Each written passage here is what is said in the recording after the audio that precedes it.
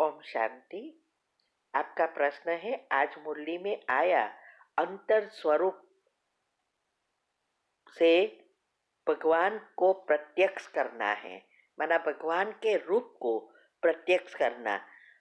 तो ये अंतर स्वरूप क्या है और कैसे इससे प्रत्यक्ष होते हैं? उत्तर है, अंतर स्वरूप अर्थात आत्मा का स्वरूप, अंतर्मुखी, सारा दिन सब कुछ करते हुए हमारे अंदर आत्मा का चिंतन चले, परमात्मा से बातें करे, स्वमान में रहे। ये जो योग की पहली अवस्था है, वही ये अंतर स्वरूप को प्रकट करती है। इसीलिए कहा कि जो अंतर्मुखी बनते हैं, अंतर स्वरूप में रहते हैं, वो किसी भी बात में, माना दुनियावी चीजों से कंप्लीटली डिटैच होंगे, उसकी बातों में नहीं आएंगे। ये पुरानी दुनिया, संबंध, संपत्ति, पदार्थ जो कुछ है, वो सभी चीजों को यूज करते हुए भी उसके कर्म के बंधन में नहीं आएंगे। हिसाब किताब भी चुकता कर देंगे और पुण्य भरते जाएंगे। इसको ही कहते हैं संपूर्ण संतुष्टता। 7 पत्ते का बिल्ली पत्र एंड 11 करने की जो मैं बात हमेशा कहती हूँ, जो यूट्यूब ऊपर भी हमने रखी है, 2-3 टॉपिक है कि ये आध्यात्मिक रीति से करना है, भक्ति मार्ग वाली नहीं।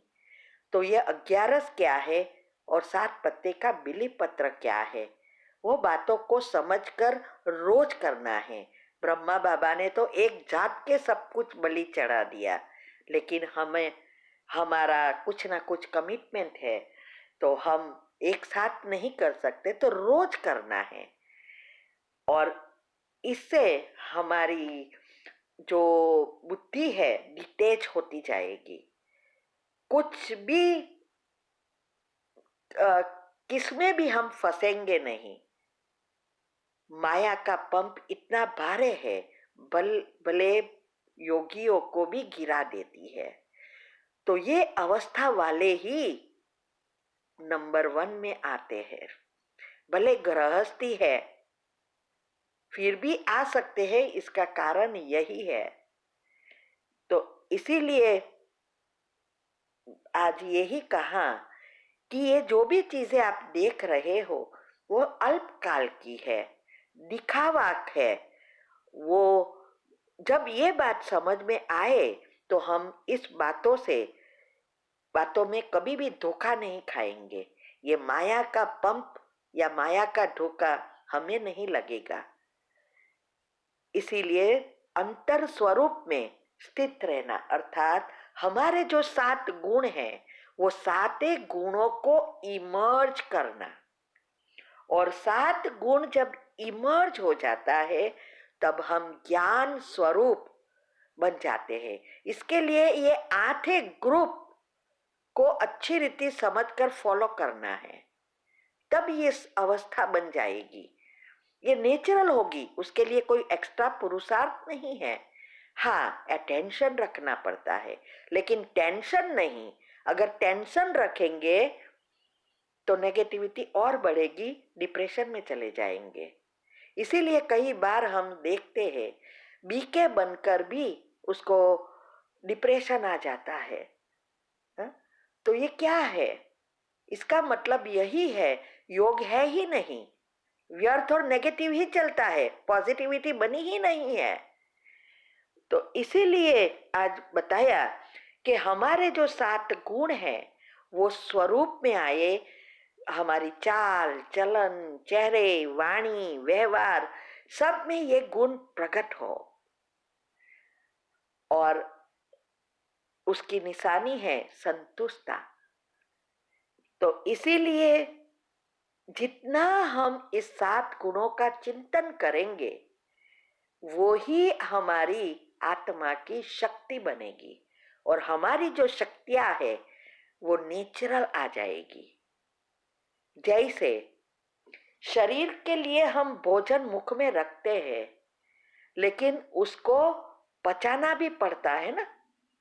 सिर्फ भोजन रख दिया और जल्दी जल्दी उतार दिया तो शक्तिशाली खून नहीं बनेगा, बीमारी भी बढ़ेगी और कचरा भी बहुत बढ़ जाएगा। लेकिन उसको हमें पचाने के लिए अच्छी रीति चबाना है, और जब चबाएंगे, उसको रस कर देंगे, तब हमारी पाचन अच्छी रीति होगा और शक्तिशाली खून बनकर सारे शरीर में फैल जाएगा। ऐसे ही रोज मुरली सुन लेते हैं, सेवा मिली तो कर लेते हैं, सेवा में भी कभी कभी सूक्ष्म पाप बनाते रहते हैं, योग में भी सूक्ष्म पाप बनाते रहते हैं, माना झोली खाली होती रहती है। तो ये सब चीजें जो है वो हमें आगे बढ़ने ही नहीं देती। तो ये सुनने से पढ़ने से कुछ नहीं होता, वो आप कुछ भी बुद्धि में नहीं जाएगा। तो ये इसीलिए कई बार मुरली में आता है कि गाय का भैंस का उदाहरण देते हैं बाबा, कि वो भी चबाती है, खाने के बाद कितनी चबाती है। ऐसे ही हमें भी ये ज्ञान ये आत्मा का भोजन है, 7 गुण वे आत्मा का भोजन है। अभी ये सिर्फ सुनना मना खा लेना और फिर सारा दिन जो आए वो सोचते रहना या बोलते रहना, इससे कुछ नहीं होता। वो तो फिर 33 करोड़ में से थोड़े भी आगे जाएंगे, कितने जाएंगे ये भी नहीं पता, क्योंकि एक अच्छा और 10 बुरा, तो क्या होगा। इसीलिए हमें ये मनन चिंतन और मंथन के लिए जो योग की पहली अवस्था में यही चीजें सब बताई है, और दिनचर्या मनचर्या सेट करना बहुत बहुत आवश्यक है। साइंटिफिक रीति से सब बातें हमने यूट्यूब पर रखी है, तो अगर आप योग और योग के प्रयोग में जाएंगे तो भी ये बातें मिलेगी, स्पेशल टॉपिक में भी मिलेगी। तो जब हम इस ज्ञान रूपी भोजन को पचाएंगे, मनन मंथन करेंगे, तब हमारी आत्मा की वो शक्ति बन जाएगी और इससे हमारी सारी शक्तियां प्रकट होगी। और इसका ही गायन पूजन होता है शिव शक्तियों का। जिस आत्माओं ने शिव से शक्ति लेकर दुनिया को प्रदान की, उसका ही तो गायन है। ये शक्तियां जागृत की, हमारे सबके अंदर शक्तियां है, लेकिन सब मर्ज है। हनुमान जी कौन है? हम ही तो है। गणेश जी कौन है? हम ही तो है। वैसे थोड़ा कोई ऐसे व्यक्ति हो सकता है।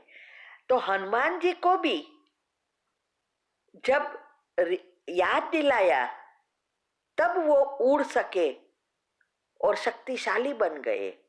तो भगवान का काम ही यह है, हमें ये वो याद दिलाता है कि आपके पास कितनी शक्तियां है, आप क्या क्या कर सकते हो। और जो आत्मा इस बातों को समझ लेती है वो सारी शक्तियां को जागृत कर लेती है, और इसीलिए 33 करोड़ से नंबर पड़ जाते हैं। तो इसीलिए जब हमारा सब गुण एक्टिव होते हैं तब हमारी आत्मा का स्वरूप नेचुरल हो जाता है, गुण नेचुरल हो जाता है। तो परमात्मा का जो असली स्वरूप है वो तो गुणों का शक्तियों का सागर है, वो दिखाई देगा। क्योंकि सबको ये पता चलेगा कि ये भगवान के घर जाते हैं तो उनके जैसा बन गए, तो वही प्रत्यक्षता करेगा। और यही सभी ब्राह्मण बच्चों का कर्तव्य है, और वो कर्तव्य वही निभाएंगे जो जिम्मेवारी समझकर सच्चे स्नेही बनकर भगवान के कार्य में एक एक बातों को जीवन में अपनाकर मदद करेंगे। तब हम उस प्रत्यक्षता में भाग ले सकेंगे, और वही नंबर 1 पहले जन्म में आने के लायक बनते हैं। तो ये आत्मिक स्वरूप बहुत महत्व का है। दुनिया में आज सब चाहिए क्या? वो स्थूल में ढूंढ रहे हैं। वास्तव में स्थूल से सूक्ष्म में नहीं जा सकते कि हमें चीजें सुख देगी, शांति देगी, प्रेम देगी, ये नहीं हो सकता।